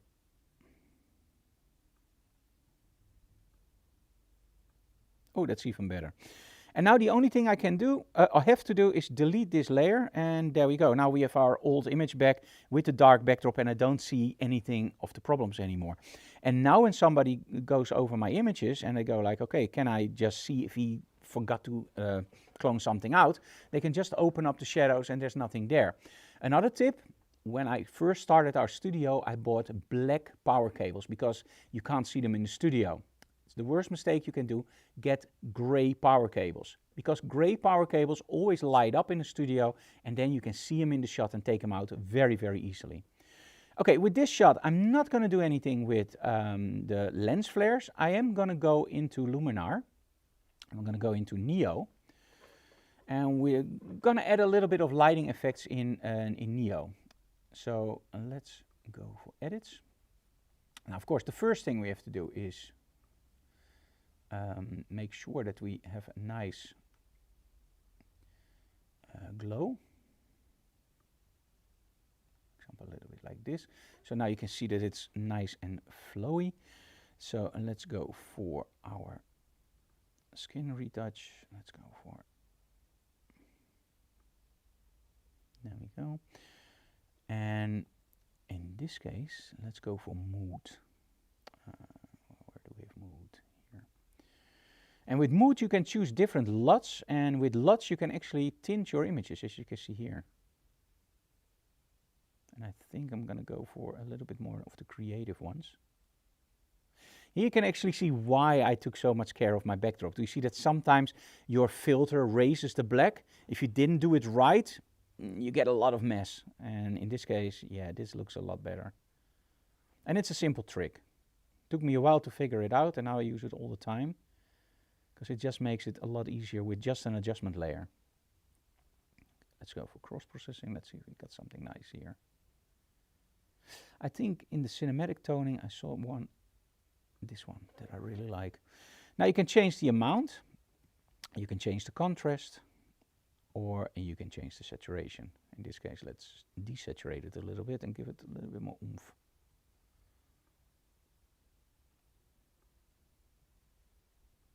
There we go.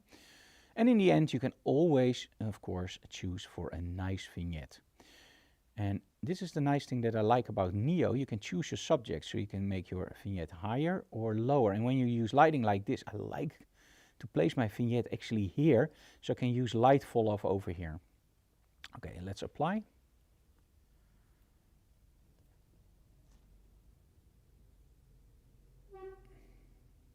There we go. And let's crop one more time, a little bit tighter. There we go. A fit on screen. Yeah, I like that better. In this case, I will probably take that one out. So we'll just use our healing brush, angle it, and take that out. And maybe also take this one out. There we go. Okay, file, save copy as J. Oh, that's the wrong folder. There we go. Heeft Lisa nog iets anders aan? Ja. Oké, cool. Okay, let's go back to Lightroom. And I'm gonna switch back to my cameras so we can do one more set, because I want to take some cool images and not what I've done now, because overall they aren't 100% what I want. Is it harder than you thought? No, it's not harder than I thought, but because the audio didn't work, I'm a little bit, Distracted? yeah. And then it's hard to find your, and it shouldn't be if you're a professional. And maybe it's also your studio lights. Yeah. Big LED panels. Okay, let me try something here. Let's go for this one, transition. Normally we turn all lights. Yeah, we turn the lights off, but in this case it's okay, you know. Okay, let's do a small commercial and then we'll be right. Hey guys, and welcome to our studio in Annewiek. My name is Frank Dorhoff, and today I want to talk to you guys about something that we get a lot of questions about. Hey Frank, how do you like this image? Hey Frank, what can I improve in this image? And of course, I love to help you guys out. But online, I mostly am limited to just saying, hey, I really like it, or continue like this, or change this. I can only do short images because, let's be honest, we get so many questions. So that's what actually got us thinking. And we started a Patreon. Now, what is a Patreon? Well, let me put it this way. Do you want an extensive photo critique every month? Do you want the bed phone, where you can directly contact me with any questions you have? Do you want to be member of a group that's closed off on Facebook that have the same interest as you guys? That isn't about putting people down, but it's actually about helping people progress in their photography and retouching. Well, that's our Patreon. Now, by joining our Patreon, every month you can deliver 1 or 2 images. We're not that strict about it. And I will do a whole video. In that video, I will show you how I would do the retouching, what I would change about the shot, and I give you a whole lot of tips. That video is put online on a closed-off website. And it means that only the guys from Patreon can see that video and help you out. So I help you out, and the whole community helps you out. It's just an awesome way to learn. So, if you like what we do, of course the first thing you can do is subscribe to our channels, leave comments, and smash that like button because we really like it, and tell other people about it. But if you want to do a little bit more and help us out creating the awesome programs you enjoy, like Behind the Closed Doors, Digital Classroom, quite frankly, our upcoming podcast, Beyond Photography with the Dorhoffs, and a lot more, then please join our Patreon. I already know you're absolutely gonna love it. So head on over to the link below and start joining our awesome group on Patreon and get a lot of benefits. Thank you so very much for supporting our work. See you online. Hey guys, and welcome to... Okay, I think it started over again, so I'm just gonna cut it out because I don't hear the audio here. For the final set, I'm gonna bring in again that reflection screen, and I'm gonna use the colors, and I'm gonna use the quickie. So we're gonna add everything together.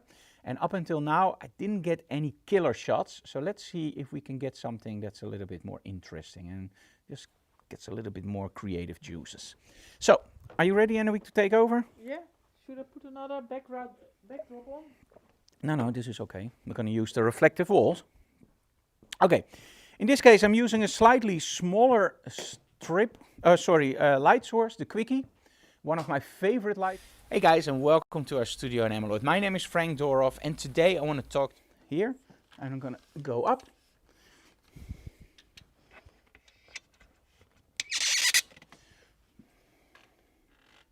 And if I'm correct, now I can shoot it nicely like this. Okay, if you can stand there, Lisa. Hey guys, and welcome to our studio. You have to. Wrong, Frank. What's wrong? Is there something wrong, Annewiek? Let me see. Hij was opgeschoven naar de reclame. This is not right, Annewiek. This is right, so. This is right. Ja, oké. Yeah, okay.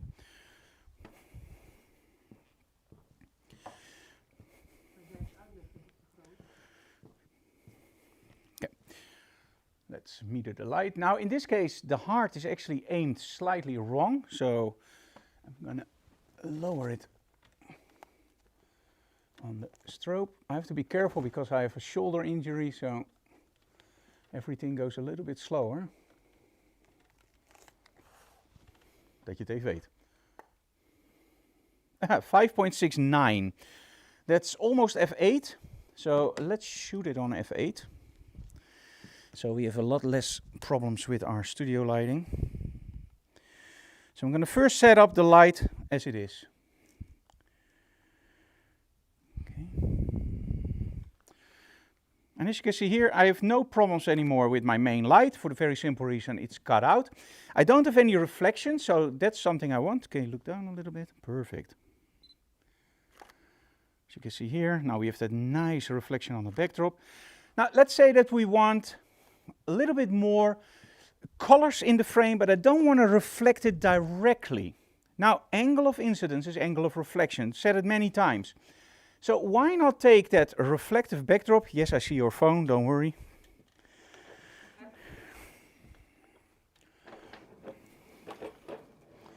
So let's take this one in the frame, and probably Annewiek now has to change over some cameras because this one I didn't plan.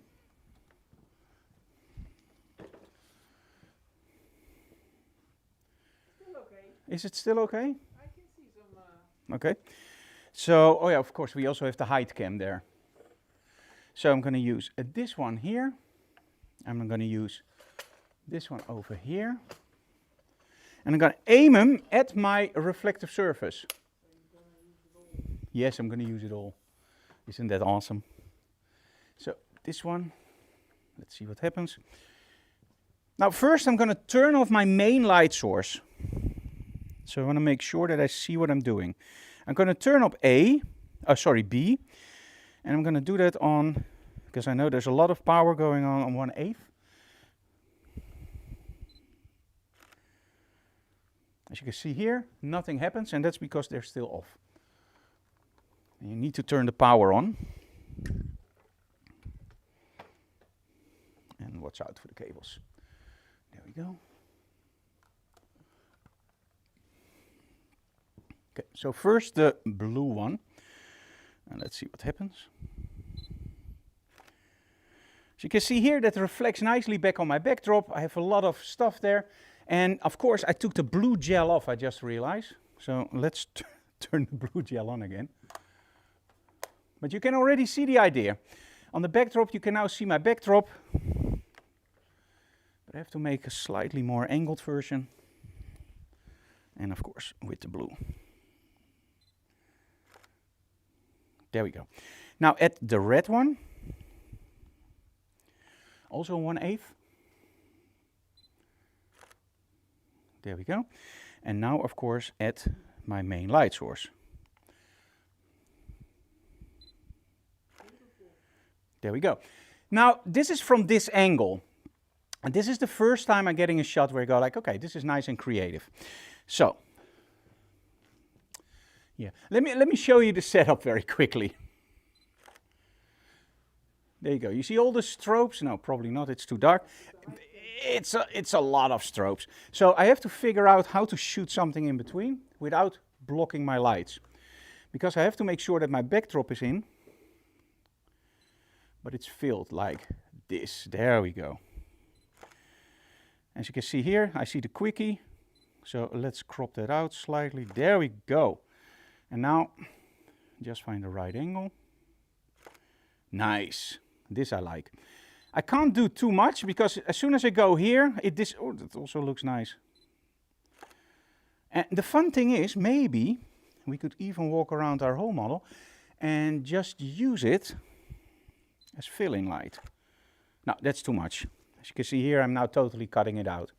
So the best angle is about here where I can see my quickie, the softbox, and I can see my backdrop, and there we go. Go a little bit closer on my model for a nice portrait, or a little bit wider. But as soon as you go wider, the backdrop isn't large enough, as you can see here. So let's see if we can solve that. Now we found out that by angling it, I can already create nice patterns on the backdrop. Why not change it all the way around, and let's not do it on an angle. Let's just do it like this. So I'm going to create it behind my model. Let's see, we have to lower it slightly here. Nice. Now take this one and aim it here. And take this one. Is it okay, Annewiek?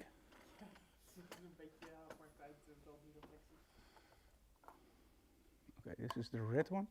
So the blue one is going to bounce, the red one is going to bounce on the back. Now the blue one will fill in, and the red one will be too bright at the moment, so just bear with me. I'll zoom in. There you go. And the idea is to get the lens flare in the back and a little bit of blue spill over the whole set with some sparkles. And this is something you can easily clone in Photoshop or get a bigger backdrop. Now, in all honesty, the model looks great. I like the lighting effect, but I would love to see a little bit more lens flare effect. Now, when I normally do a lens flare, I aim the light towards myself. So I'm going to do the same thing now. I have to make sure that there's no grit in it, and when you look, I don't know if the height camera can pick this up. The strobe is here, but my model is here. So the strobe is in front of the model.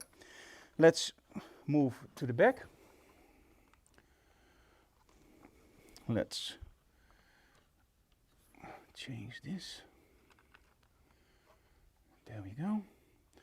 This is my model, this is the strobe. So it's slightly in front. So I want my sides just to kiss the model. And when I aim there, I want it to bounce back. So I have lens flare and I have bounce. And I hope it works. I think I'm pushing it, but we'll see. There we go. Nice. The only thing now is the model is a little bit too bright for my taste. I like more contrast in my shot. And that's of course the main light. So what we're going to do now with the main light is move this all the way to the side. That's why we use the quickie, because the quickie is awesome for this. And feather it away towards the backdrop. So I want a nice light hitting her via the backdrop. So I'm going to slightly make it higher. And then there has to be some kind of a blur in the backdrop, if you know what I mean. Well, you see it in a second, if it works. So let's see. Now I can raise this one slightly. Count how much I say slightly. Or a little bit. There we go. And again, I'm shooting from the sides. Ah, this is much better. There we go, beautiful. There you go. By lowering my angle, I have less contrast. I have less of that flare. By higher, see, I have more. So I'm lowering my camera, and look at what happens. I have less of that cloudy effect. When I go up, I get this beautiful infection in the whites. As you can see here, it almost looks like a dreamy photo. Can you tilt your head slightly this way? Like that? Andere kant op? Nee? Zo. Yes. Perfect. This is nice. Chin up. Look towards the light. Nice. And now look towards the softbox. Center your eyes. And slightly down. That's perfect. Nice. Slightly down with your chin. And eyes straight ahead. Oh, wow. Nice. And you could even try to do this, but in all honesty, no. I like that blue lens flare. And of course you can zoom in. Okay, tilt your nose a little bit towards, yes, there we go. Tilt your head slightly there, like that. And now nose towards me. That's perfect. Chin down just a little bit. Perfect. Eyes straight ahead. Sometimes red doesn't fire, and that's oh, there we go. Final shot. Awesome. Thank you so very much. So let me go back to there.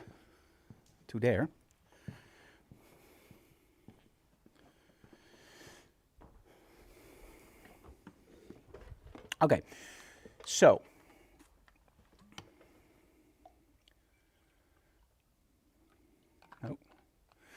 now, when you saw me starting with the backdrop and the red and the blues, you probably thought like, oh my God, it doesn't look nice, it looks terrible. And you totally are right. I had to work out all the reflections and all the angles, so in the end, it worked okay. the thing that you have to realize is when you bounce against a highly reflective surface, you will always get too much reflections, as you saw in the images. Like when I go back, and you can literally see that. Let me go here. It's nice, but you have these big white dots in your backdrop. And sometimes it's cool, like when you do it over the top with the glow effect. That's nice. But most of the time, people don't like it. And they go like, oh, that's a little bit too extreme. However, when you start adding reflections via bouncing, so what I did here is first from the side. And now it's only building on the backdrop. And you go like, okay, it's nice, it's cool, but it doesn't really engage me yet as a viewer. It's like a nice backdrop. But as soon as you start adding it in the front, this is where it becomes interesting, because I'm now not shooting it as a backdrop. I'm actually using that blue light very close to my lens. And that means that my lens is picking up the lens flare from the blue. This is why when I go to a lower angle, it's gone. So here it is, and look at the angle. It's slightly lowered. So this angle is high, this angle is slightly lower, and when I go slightly lower, I already lose it. Now, I'm using a black diffusion filter from a K&F Concept on my camera, so that gives me a little bit nicer lens flare, but I was still shooting with my sun hood on. So if I take my sun hood off, I will get nicer images. Now, when I go here, this is too dark in the eyes, as you can see, so I cannot save something like this. But this I really like, where she's looking up, and Annewiek was totally right. We want to see both eyes. And I think this one is awesome. This one is also nice with only the blue. But I think this is one of my favorites. Okay, so let's see what we can do with something like this. And in essence, I don't have to leave Photoshop Lightroom for this. So just add some contrast, take down the highlights a little bit, and play with your shadows until you see what you like. There you go. Now you can of course still use that trick with your slider. Add a little bit more blue or take it out. And as you can see here with tint, it changes too much for me. I don't like that. So I'm just gonna leave that here. Maybe add some clarity for this shot. And with dehaze you can take of course something out, or in this case just make it slightly more intense. Not too much. There we go. Now, as you can see with the previous shots, we had to go into Photoshop, we had to go into Border SFX to create something with lens flare, something that was nice. You saw me struggling with that first set. You saw me, oh sorry, the first set went great. The second set you saw me struggling. I am finding the angles. I do like it over the top, but it's very hard to get right. When I do something like this, this is in essence much easier to set up because you're just bouncing against something that's reflective. The thing is, the thing that you're bouncing off has to be interesting. If you just use a mirror, you would just get some colors on your model and that's it. If you use something like this, it spreads out the light more. And as you can see in the backdrop, it gives you this beautiful effect. And in all honesty, retouching something like this isn't really necessary. If you want, I will give you one quick tip in Photoshop, which I really like. I think for an image like this, it will work out fine. Is create a new layer and use an empty layer. And go back to your background, go for channels, and select the channel which has the most oomph. This one. Command A, Command C. So in other words, copy and select all and copy. And copy that channel over here. Now you might think, hey Frank, now you have a black and white copy. It's not. It's only one channel. It's the blue channel. And what you can do is you can use different blending modes, as you can see here in Photoshop, to create something unique. And the cool thing is, you never know what you're going to get. It's like a box of chocolate. If you want it more bright like this, I totally agree. But for me, I think I'm going to go for a slightly more multiply look. And then just go from 0 to hero. Just build it up. There we go. Look at that. Go for flatten image and just add a slight amount of curves. Oh, that's exposure. So go for image adjustment, go for curves, and just very slightly open that up and add some contrast on the bottom. There we go. I absolutely love it. Do we need to do the skin with her? Let me see. We always want to do the skin. Yes. And the cool thing is, when you want to do the skin retouching nowadays, it's so incredibly easy. So there's absolutely no reason to not do it. When I teach workshops, I often get images back from people where they don't retouch because they don't have Lightroom or they don't have Photoshop. I highly recommend when you work with models, get at least Luminar Neo. Luminar Neo also runs standalone. And at least you can do something for the skin, because for the model, getting grazed images is great. But if they look at their skin like this, we now have digital cameras, so everything is razor sharp. And that means that with film, it was never 100% flat. So there was always this very nice interaction between the skin, the lenses, the film. It just looked nice and organic. With digital, it's incredibly harsh. And I like it because with film, you can add some sharpness, but with digital, you can easily take it away. So in this case, the skin, and again, I do it on 100% with Luminar, and it just is enough. So just press apply. And then the smaller parts in the skin, that's where we use the healing brush. So just go for 100%. And then you just look at your image and go like, okay, where are some things that I don't like? And you just take them out like this with the healing brush. And be careful to not create tractor tracks where you can literally see that something is retouched, but just do it very careful. And there you go. And maybe take this out.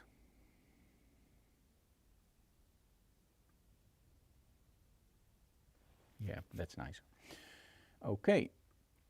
Annewiek, do we have any messages for our viewers? Hopefully there's another digital classroom in March. Why wouldn't there be? And if anybody has a suggestion for a topic. Oh, yeah. I did, of course, the Lightroom for Beginners course. And we got a lot of good responses on that. Actually, I never thought there would be so much interest for that one. If you guys would love to see me do one for Photoshop, where I just explain layers and some tips for Photoshop, just let me know in the comments below, because with Photoshop, there are a lot of stuff that sometimes looks really hard, but it's actually pretty easy. So it's working with your layers, working with your color channels. So if you want a workshop just about Photoshop for beginners, let me know, and maybe that will be the next digital classroom. How about that? So we did Lightroom, let's do Photoshop next time. I already agreed. Photoshop for beginners. Photoshop for beginners. And also for advanced. And if you still have an idea for the topic, let us know. And now I will give the mic to Annewiek. Yeah, I thought of something. We just, yesterday, we thought of a nice discount for Fotofair visitors. Yes. So if you book a workshop with Frank on the Fotofair in Eersel, it's June 6 and 7, you get a €50 discount on one workshop in Emmeloord. So in other words, if you visit the Fotofair, which you absolutely should, because it's a great event, and to give you an idea, the Fotofair is along a beach, and there are a lot of tents, and in those tents they teach workshops, and the quality is amazing. They're really great teachers, and you can also buy some stuff really cheap. And of course, there are dogs, there are Vikings, there cosplayers. Every year they have something unique. Like last year they have horses which walked around. They have agility with dogs. It's amazing. Now I teach 2 workshops each day. So it's 2 days, I teach 2 workshops. And the workshop is called Never a Boring Model Photography Again. We're going to use continuous light sources like a light bulb. I'm going to use props. I'm going to use lens flares. We're going to explain to you guys how you can create depth by using a printed backdrop. All that kind of stuff and a lot more. Now, normally those workshops retail for €99 or 85 euros. Yeah, something like that. Something like that. It's 2.5 hours. It's 2.5 hours. Small groups. And a lot of people that follow those workshops are new students for us, and they immediately book workshops in Emmeloord. So we thought, let's make it cool. As soon as you book your ticket for the Fotofair and you book my workshop, you drop me an email and you immediately get a discount voucher for any workshop you want in Emmeloord, and you get €50 off. So in essence, you get 50% discount, even more, on your Fotofair workshop. And I think that's a great offer. It is. Also on Kelby One, we just released a brand new video with Claudia as our model. It's awesome. It's super creative. It's about using household materials, like for example rescue blankets, like for example bulbs, chandeliers, to create stunning images. We even have one image where we just use a torch and a piece of cardboard to create outlets. It's a really super creative class. Make sure you check it out on Kelby I'll 1. put the link below. Yeah, the link will be below. And finally, workflow is essential. When we look at how I edit my images, I always look at colors. I love my colors to be vibrant, but I also love my colors to be accurate. That's why we use a light meter and a color checker. Now, you didn't see me using the color checker today, but we also use a color checker, of course. But it's mostly important that when you shoot it right, you also see it right. And that's why we use BenQ monitors. And we've been using BenQ monitors for over 15 years now, and they never let down. They have a new series out with auto calibration inside. And the cool thing about BenQ, they know colors. The thing that I hate about auto calibrators is when they are on top. BenQ made them longer, so now they meter on the right area. And the cool thing about the BenQ, if you don't like an onboard calibrator, you can still use your own calibrator with the same software. And that's something that I miss in so many other software solutions. You can do it software made, but if you want to do it hardware, you're limited to their software. I don't want that. And BenQ solved it great. If you want to use the internal calibrator, no problem at all. You can even program it that it does it at night when you're sleeping. It warms up the monitor, it calibrates, and it shuts it down again. But if you don't want that, use your own calibrator with exactly the same software, exactly the same performance. That's thinking about photographers, designed by photographers for photographers. And because I'm so enthusiastic about BenQ, we have a 10% discount for everybody that lives in the European Union. So if you want to buy a new monitor, buy a BenQ monitor. And if you decided to buy a BenQ monitor, just drop me an email and I will give you a 10% discount on the European store. I think that covers everything. Well, that reminds me, you will get the one with the calibrator on Yeah. board this week or the next week. Yeah, We we're will going to test that it, one out. And it will be an extensive review, so don't forget to subscribe to our YouTube channel. Yeah. And tell your friends about it. And that's also cool. The new, you know what the most frustrating part is when you assemble my monitor? It's that freaking hood, right? Yeah. So, and I don't know if you have that problem, but mounting a hood is like It's like Tetris, so many pieces. launching a rocket is Yeah. easier. So that's something that they told us, like, okay, try the new hood. And I was going like, I'm not going to try the new hood. You can put it on with one hand. They made it magnetic, and it's the frustration of every photographer is getting that freaking hood on. Nowadays, you just lift it up and you tilt it down again, and easy. it just fits. It clicks in. You can even do it with one hand. BenQ, thank you so very much for solving that frustration, because that was a big letdown. Okay, I think we covered everything. Kelby 1, BenQ, Fotofair. And the next digital classroom will be Photoshop for beginners. And the topic after that, email me, and we will see what topic we'll select. Well, you've got one thing. We also have a booth at the NPN Fotovakbeurs in Den Bosch, which is going to be on April 20. Yeah. It's only for professional photographers in the Netherlands with a Chamber of Commerce number. I don't teach any workshops, but we will there be with a booth with our products. Booth and with some special discounts. Okay, cool. Also from the vendor Camera Express, they will have discounts too Okay, cool. on our products. And I think that's it. I would like to thank you so very much for watching. I thank Bye-bye. Lisa for today. Lisa, you were awesome. You did great. And thank you so very much for watching. See you again next time. Bye, Bye. guys. Bye. Let's see.